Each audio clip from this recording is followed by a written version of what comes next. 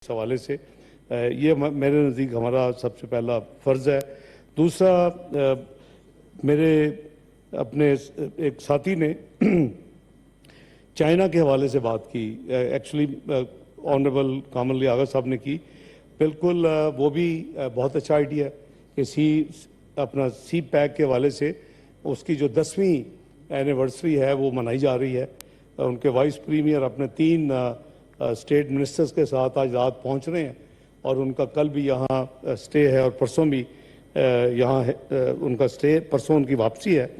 तो मैं अभी ऑनरेबल कॉलीग ने मेरे से बात की है, चूँकि इस सब्जेक्ट वो आसन इकबाल साहब देख रहे हैं, वो पाकिस्तान की नुमाइंदगी करते हैं इस कमेटी में। मैं इंशाल्लाह आज ही इस्लामाबाद में नहीं है, मैं उनको इत्तला करता हूँ कि वो कोऑर्डिनेट करके रेजोल्यूशन ड्राफ्ट करके और कल यहाँ साथियों से शेयर कर लें। जी ठीक है सर। तीसरा, जो आगा साहब ने फरमाया चाइना की फाइनेंशियल कॉपरेशन के हवाले से जो अमाउंट था, ये बिल्कुल इसी तरह ही है कि सऊदी अरेबिया और यूएई के अलावा जो टेंजिबल सपोर्ट हमें दी है, वो रीसेंट सपोर्ट की तफसील भी थोड़ी सी शेयर कर लेता हूँ। हमारा जनाब चेयरमैन जो ये एक पैच गुजरा है 10-11 महीने का, वो काफ़ी यानी डिफ़िकल्ट था। वो दुनिया शायद ये चाहती थी कि पाकिस्तान डिफ़ॉल्ट करे और फिर इसका तमाशा बने। अल्लाह का शुक्र है, और हमारी बड़ी क्लियर पॉलिसी थी कि पाकिस्तान अपनी सॉवरन कमिटमेंट्स को वक्त पे पूरा करेगा, IMF और नो IMF। मैं ये रिपीटेडली पार्लियामेंट के अंदर भी और पार्लियामेंट के बाहर भी बात करता रहा हूँ। एंड हमारा प्लान भी तैयार था कि अगर अल्टीमेटली भी ये प्रोग्राम नहीं होता तो हमने कैसे आगे चलना है। तो आपने देखा कि मुख्तलिफ प्रेडिक्शन की गई, पाकिस्तान के अंदर भी पाकिस्तान से बाहर भी, कि फ़लाँ पेमेंट नहीं होगी, फ़लाँ पेमेंट बहुत बड़ी है और ये बॉन्ड पे नहीं होगा। अल्हम्दुलिल्लाह हर पेमेंट वक्त पे की, और आज हम करीबन जब ये हुकूमत आई थी उस वक्त जो फॉरेन एक्सचेंज रिजर्व्स थे उसके नज़दीक पहुंच चुके हैं, तमाम पेमेंट्स करने के बावजूद, और विदाउट IMF प्रोग्राम और विदाउट कोई इनफ्लो ऑफ बाहर से IMF और इस तरह की जो इनफ्लोज होती है। क्योंकि जब IMF ऑफ ट्रैक होते हैं तो तमाम पेमेंट जो रुक जाती है, वर्ल्ड बैंक की, एशियन डेवलपमेंट बैंक की, एशिया इंफ्रास्ट्रक्चर इन्वेस्टमेंट बैंक की, वो सारी पेमेंट रुक जाती है। IBRD की, आइडा की, सब पेमेंट रुकी हुई थी। तो उसके बावजूद अल्हम्दुलिल्लाह ना सिर्फ हमने तमाम पेमेंट्स इस दौरान वक्त पे की हैं, बल्कि अल्लाह के फजल करम से रिजर्व्स को भी हम अब बढ़ा के, जो एक वक्त तकरीबन $8 बिलियन के करीब पहुंच गए थे मुल्क के रिजर्व्स, वो करीबन अब 13 और 14 बिलियन के दरमियान हो रहे हैं, और आगे मजीद उसकी बेहतरी करने की कोशिश की जा रही है।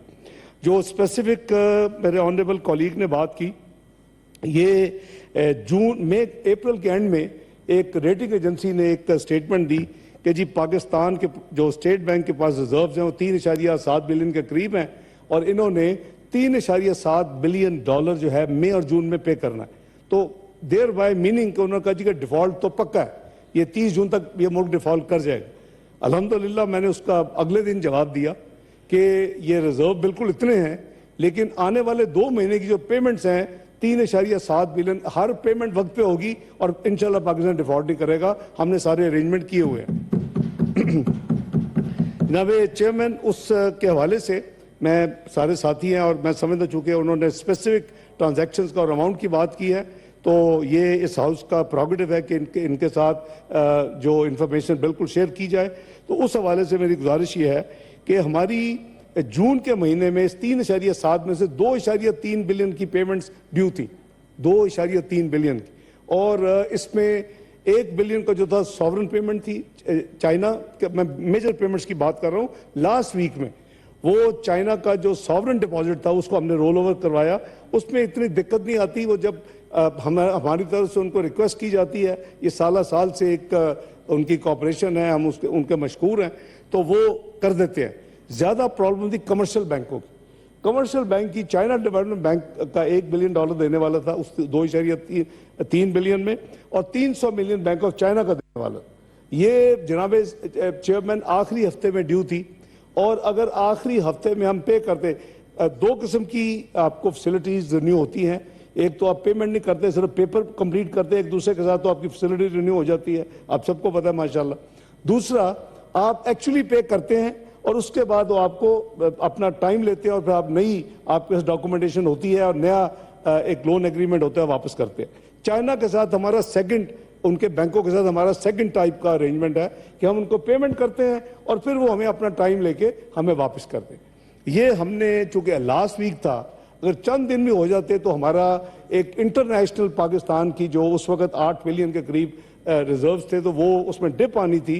तो मैंने उनको एंगेज किया ऑन बिहाफ ऑफ पाकिस्तान और प्राइम मिनिस्टर को मैंने कॉन्फ्रेंस में लिया। हमने कहा हम आपको प्री पे करना चाहते हैं, क्योंकि आखिरी हफ्ते में 27, 28, 29 को देंगे तो वो तो जुलाई में वापस आएगी, तो आपका तो हिस्टोरिक रिजर्व नीचे चला जाएगा और एक बहुत पैनिक हो सकता है। तो दे कोऑपरेटेड बगैर किसी पेनल्टी के। हमने उनको प्री पे किया 12 जून को बजाय आखिरी हफ्ते जून में, और उन्होंने, टू बी फेयर, और उनको मैं क्रेडिट देता हूं कि विद इन अ वीक उन्होंने पाकिस्तान को नया एग्रीमेंट करके वो वापस किया। उस जूं ही वो हुआ जनाब अपना चेयरमैन, 12, 13, 14, 15, 16 तारीख की बात है, 16 जून फ्राइडे, हमने बैंक ऑफ चाइना के वो आखिरी हफ्ते वाले 300 उनसे भी तय किया, बगैर पेनल्टी के प्री पे करेंगे 300 मिलियन, वो पे किया और उन्होंने 3 दिन के अंदर हमें फैसिलिटी जो है वापस की। तो इसमें मैं कोई शक नहीं है, मैं सेकंड करता हूं अपने ऑनरेबल कॉलीग के ये सेंटिमेंट्स कि चाइना ने जब ये रियलाइज कर लिया फरवरी में कि पाकिस्तान टेक्निकली अपने सारे काम मुकम्मल कर चुका है और ये कोई और ही वजूहात हैं जो कि मुकम्मल नहीं हो रही या जो कोई रीजन बनाई जा रही है, तो उन्होंने अपने बैंकों को ग्रीन लाइट दी।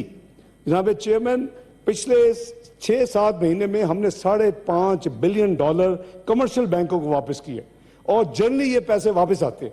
इसमें जब चाइना ने फरवरी में देखा कि हमने सब 3 महीने वो लेट आए IMF, और 31 जनवरी को आए, 9 फरवरी को सारा प्रोग्राम हमने टेक्निकली मुकम्मल कर लिया, वी वर इन ऑर्डर, तो हमारा पुराने हालात के हिसाब से तो स्टाफ लेवल एग्रीमेंट साइन हो जाना चाहिए। बहरहाल वो हमने देखा कि China was the first one, जब उन्होंने देखा कि ये तो बिल्कुल काम अपना ठीक कर चुके हैं, तो ये कुछ और रीजन है, तो उन्होंने फिर अपने बैंकों को मस्ट भी, मैं अस्यूम कर रहा हूँ, हमें ज़ाहिर इतला तो नहीं की, लेकिन मैंने मैसेज जरूर दिया उस मुल्क को कि जी हमारी तरफ से अब काम हो चुका है, अब आप अपने कमर्शियल बैंकों को हमारे साथ नॉर्मल बिजनेस करें, वेट ना करें, क्योंकि सब वेट कर रहे थे। तो उन्होंने उस वक्त भी, फिर हमने उस वक्त 1.3 बिलियन हमने ICBC को पे किया हुआ था और चाइना डेवलपमेंट बैंक को 700 किया, वो 2 बिलियन आए, तो हमारे रिजर्व जनाब, आप चूंकि हिस्ट्री है तो आपसे शेयर कर रहा हूँ, 8 बिलियन 10 पे गए। अभी जो है, अभी हम 10 बिलियन को 14 पे हमने पिछले हफ्ते क्रॉस किया, काफ़ी पेमेंट्स हमने इस हफ्ते में भी की है, तो 13-14 के दरमियान रिजर्व्स हैं, लेकिन कोशिश है कि इसको 15-16 तक मजीद बढ़ाया जाए। और कुछ हमने मसलन वर्ल्ड बैंक का है, हमने सब कुछ 3 साल से एक प्रोग्राम पेंडिंग था और उसमें 4 मेजर काम करने वाले थे। मैंने आने के बाद वो चारों काम मुकम्मल किए हैं। इसके नतीजे में उनका चूंकि प्रोसेस, कल मोस्ट लाइकली उनकी कमेटी मीटिंग है और उसके बाद उनके 6 हफ्ते लगते हैं, तो सितंबर में वो 450 मिलियन वर्ल्ड बैंक की तरफ से जो एक सस्ता लोन है आइडा का पाकिस्तान को मिल जाएगा, वो काम सारा मुकम्मल है। उसके साथ एक मैचिंग है टेंटेटिवली एशिया इंफ्रास्ट्रक्चर बैंक का 250 मिलियन है। इसी तरह कुछ काम पेंडिंग थे को पिछले 2 साल से, एक और पाकिस्तान इन्वेस्टमेंट पॉलिसी थी वो एशियन डेवलपमेंट बैंक का था, वो सब काम मुकम्मल करके उनको दे दिया है, वो हमें करीबन 300 मिलियन। तो अब मेरी कोशिश है कि इसको हम बिल्ड करें और $15 बिलियन तक कम से कम इन रिजर्व्स को अगले पाकिस्तान 6-7 हफ्ते में पहुंच जाए। तो ये गुजारिश ही है कि बिल्कुल मैं अपने भाई की सेकंड करता हूं उनके सेंटिमेंट्स को कि China went out of the way, और उन्होंने अपने बैंकों को जब देखा कि पाकिस्तान ने सब कुछ ठीक कर लिया है, टेक्निकली सब कुछ इन्होंने डिलीवर कर दिया है, तो उन्होंने उनको कहा कि now do business as usual, और आखिर में फिर उन्होंने, मैं समझता हूं कि फिर तो हमारा बिजनेस शुरू हो गया उनके साथ। इसके अलावा जनाब स्पीकर, मेरे एक साथी अपना बलोचिस्तान से, उन्होंने कुछ हिसाब इंडिकेट किया, उन्होंने कहा जी कि 10 बिलियन जो अनाउंस हुआ था उसमें क्या हुआ, तो आप खुद भी उस एक कमेटी के चेयरमैन थे जो बलोचिस्तान के कुछ इश्यूज थे फाइनेंशियल, वो रिसेंटली एक कमेटी बनी, उसके चेयरमैन साहब खुद चेयरमैन थे, मैं उसमें एक मेंबर था और साथी भी थे, उसमें जो कंपनी है PPL वो भी थी, उसमें हमारे ब्यूरोक्रेट्स भी थे। तो मैं बिल्कुल, उन्होंने कहा हिसाब दें, बिल्कुल हिसाब देना चाहिए, आपको तो मैं दे चुका हूँ। ये 10 बिलियन में से जनाब चेयरमैन 8.78 बिलियन रुपीस डिस्पर्स हो चुके हैं, उसकी तमाम तफसील उस कमेटी में पेश कर दी गई थी, और 1.2 बिलियन आउटस्टैंडिंग था। ये हमने रिकंसाइल किए और बलोचिस्तान ने नंबर्स को एक्सेप्ट किया। दूसरा ये था कि जो एनएफसी थी वो 20, 22, 23 का जो साल था वो अल्लाह के फल से मैंने तो ऑटो पे लगाया हुआ है, जिसका जो बनता है महीने में 2 दफा उसको पहुंच जाता है। स्टेट बैंक उसका कस्टोडियन है, टैक्स के पैसे इकट्ठे होते हैं, अकाउंट अलग है, डिविजिबल पूल चले जाते हैं। लेकिन 21-22 के 15.78 बिलियन आउटस्टैंडिंग थे जब ये हुकूमत आई है। 15.78 बिलियन आउटस्टैंडिंग थे। इस हुकूमत ने 10 बिलियन पे कर चुकी थी। और जब हमारी मीटिंग हुई है जून में अभी रिसेंटली, तो अभी 5.78 बिलियन वो आउटस्टैंडिंग। तो ये दो अमाउंट जो थे 5.78 और 1.22 वो मिला के 7 बिलियन थे। तो ये 7 बिलियन हुकूमत पाकिस्तान को ये रिकनसाइल्ड अमाउंट था कि बलोचिस्तान को फौरी देने चाहिए थे। जनाब चेयरमैन की नॉलेज में है कि ये चूंकि काम करते करते सारी रिकन्सिलेशन करके दिखा के सब एग्रीमेंट हो गया, तो 30 जून को मैंने ये इंश्योर किया। उन्होंने कहा जी हमें इस फिस्कल ईयर में तो हुकूमत पाकिस्तान और बल्कि लोगों का, पीपल ऑफ पाकिस्तान का जो स्टेट बैंक में अकाउंट नंबर 1 है जिसको हम फेडरल कंसोलिडेटेड फंड कहते हैं, उसमें से डायरेक्ट ट्रांसफर 7 बिलियन की मैंने 30 जून को बलोचिस्तान के अकाउंट नंबर 1 में की और आपको मैंने इतला की और आपने उसे कंफर्म किया, उनको मिल गए। तो वो पेमेंट्स अप टू डेट है। एक पेमेंट अभी पेंडिंग है जो बलोचिस्तान को मिलने वाली है और मिलनी चाहिए, वो 12 बिलियन की है। 6 बिलियन देने के लिए पीपीएल राजी था। सुई की जो एग्रीमेंट की एक्सटेंशन रिन्यूअल ड्यू है और उसमें चेयरमैन साहब उसके गवाह हैं कि पूरी कोशिश थी पीपीएल के जी 30 बिलियन से में हम 6 बिलियन से ज्यादा नहीं दे सकते, बाकी हम इंस्टॉलमेंट में देंगे। हमारी बड़ी मैंने जबरदस्ती उनसे 12 बिलियन एग्री करवाया। 13 जून की हमारी मीटिंग थी, मेरी अल्हम्दुलिल्लाह डेट्स मुझे अच्छी याद रहती थी। 1 महीना एग्री हुआ। 12 जुलाई तक हुकूमत बलोचिस्तान ने उनका सुई का जो एग्रीमेंट है रिन्यू करना था और मैंने कहा जी आपको 12 देने पड़ेंगे, 18 की किस्तें होंगी। वो अभी मुझे रिमाइंडर अभी मिला है कि पेमेंट नहीं हुई। लेकिन लेट्स बी फेयर कि अब एक कमर्शियल कंपनी है, लिस्टेड है, तो काइंडली आप इंटरवेंशन करें। आप अपने साथी हमारे जो है बलूचिस्तान से, वो उनको कहें कि पेपर वर्क या कर दे, करना तो है। आई गारंटी के मैं 12 मिलियन लेकर देना मेरी जिम्मेदारी है इंशाल्लाह। तो वो भी दैट स्टैंड सेटल जनाब चेयरमैन। तीसरी जो बात है वो पीआईए के हवाले से मेरे एक साथी ने बात की और वाकई दुख है कि एक हमारे साबका वजीर के एक बयान की वजह से पाकिस्तान का पीआईए चंद सालों से ग्राउंड हुआ है। और आपको पता है मैं उस स्टोरी में जाना नहीं चाहता, लेकिन दुख की बात है कि PIA was grounded because of that statement और सारी दुनिया की इंस्पेक्शन पाकिस्तान के पीआईए के ऊपर हुई है। इसकी मुख्तलिफ इंस्पेक्शन हो चुकी है। 2 चीजें पेंडिंग थी और मैं उसमें जाती दिलचस्पी लेता रहा। एविएशन मिनिस्टर साहब बहुत एक्टिव थे, एविएशन डिवीजन बहुत एक्टिव थी, सिविल एविएशन अथॉरिटी बहुत एक्टिव थी। लेकिन क्या करने वाला था कि पाकिस्तान का नंबर 1 सिविल एविएशन अथॉरिटी का लॉ जो है should be in line with international requirements. उसमें अमेंडमेंट्स थी। मैं आपको कॉम्प्लीमेंट करता हूं कि आज आपने नेशनल असेंबली पास कर चुकी है, वो बिल पास कर दिया है। जो ये सेंट होगी ये बिल भेज दिया जाएगा और आपका सालाना ग्राउंड होने की वजह से जनाब चेयरमैन 71 बिलियन रुपीस का सालाना पीए का लॉस हुआ जी। 71 बिलियन रुपीस सालाना रेवेन्यू। और उसमें से जो यूके की स्टेटिस्टिक्स है 59 बिलियन से यूके की फ्लाइट्स का है और बाकी 12 बिलियन जो है रिमेनिंग यूरोप और अमेरिका की फ्लाइट्स का है। और आपकी यूके की फ्लाइट्स प्रॉफिटेबल है, उधर कोई इतना मार्जिन नहीं है बाकी 12 बिलियन में। तो मैं आपको ये जिम्मेदारी से ये खुशखबरी दे सकता हूं अल्लाह के फजल करम से कि जो अंडरस्टैंडिंग है इंटरनेशनल अथॉरिटीज के साथ, अगर हम अपना कानून पास कर दें, ये वजह थी उसके पीछे कि मैं खुद भी, हालांकि मेरे वो डायरेक्टली जिम्मेदारी में नहीं आता, मिनिस्टर साहब तो लगे हुए हैं एविएशन, लेकिन मैंने अपना भरपूर मुल्की मामले वजह से एक कमेटी भी थी तो मैं कन्वीन कर रहा था। तो ये आज बिल पास हो गया, ये चला जाएगा।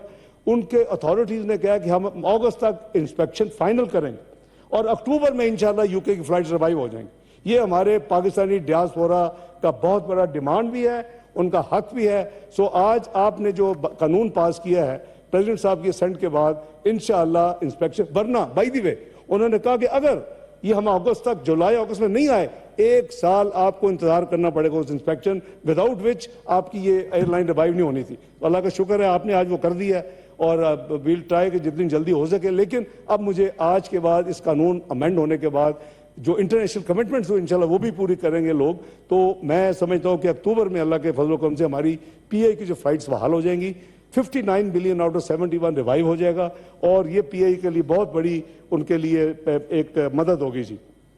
हमारे एक साथी ने वो बात की जी IMF के हवाले से कि मुश्किल दिन गुजर रहे हैं, बिल्कुल सही है। ये 24वीं मईशत तो बन चुके थे। आपकी लोएस्ट इन्फ्लेशन थी 2%, आपकी 4% CPI थी, आपका 6% GDP ग्रोथ था, आपके best stock market of the south Asia थी, 5th best in the world थी, आपकी स्टॉक इंडेक्स जो है 100 KSC वो 54 तक क्रॉस कर चुकी थी। क्या हुआ फिर 24th इकोनॉमी से हम क्यों 47 पे आए? मेरा ख्याल है कि सबको विदाउट ए पॉलिटिकल होके मुल्क की इंटरेस्ट में सोचना चाहिए कि हमसे क्या गलतियां हुई, ताकि वो गलतियां रिपीट ना हो। हमें सफर दोबारा शुरू करना है। चेयरमैन साहब, 47वीं मईशत से वापस 24th, Pakistan was projected to be part of G20। आप एक अपना मिसाइली कुव्वत है, आप एक एटमी कुव्वत है।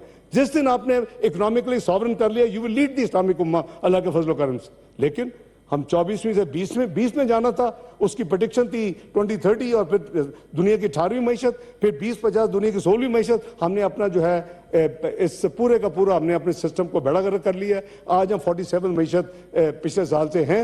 अल्लाह करे हम ये सफर जल्दी से जल्दी इससे निकलें। All I can assure you, देखें ये ना बनती है एक क्विक, ना ये इकोनॉमी तबाह होती है ऑल ऑफ ए सडन।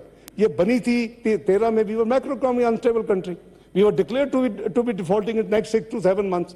तो ये तो डॉक्यूमेंटेड चीजें हैं ना जी। 3 साल में आप वहां पहुंच गए 16-17 में कि दुनिया आपको तारीफें करने लगी। Pakistan is likely to be second choicest place for the foreign direct investment. तमाम दुनिया के हेड, मुझे कोई पाकिस्तान की 75 साल तारीख में किसी हुकूमत का टेन्योर दिखा दें जिसमें दुनिया के तमाम मल्टीलैटरल अदारों के हेड्स पाकिस्तान आए हों, इसी मरीना, इसी मैरियट और इसी सरीना में, और वो बैठ के पाकिस्तान की तारीफें ना करके। All this all documented.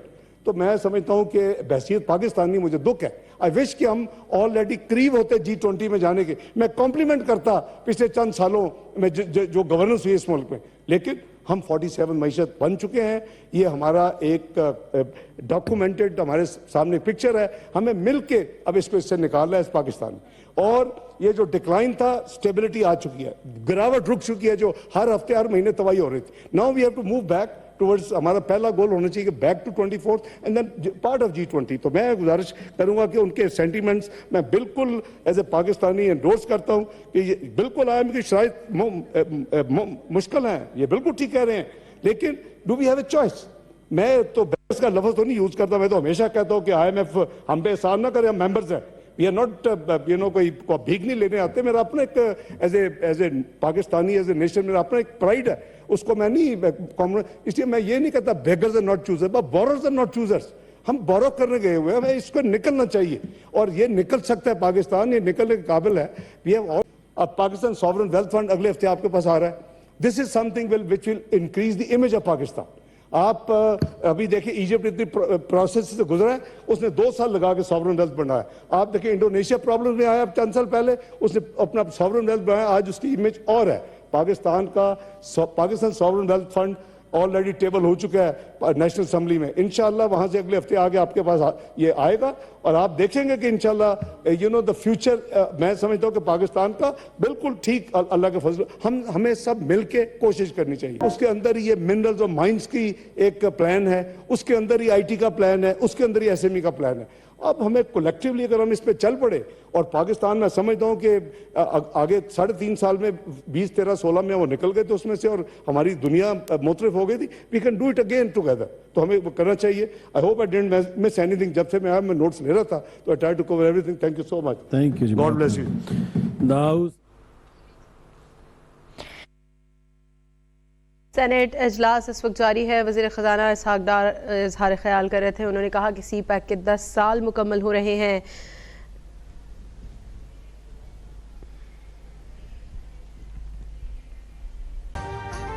अभी सब्सक्राइब करें ताकि कोई खबर रह न जाए।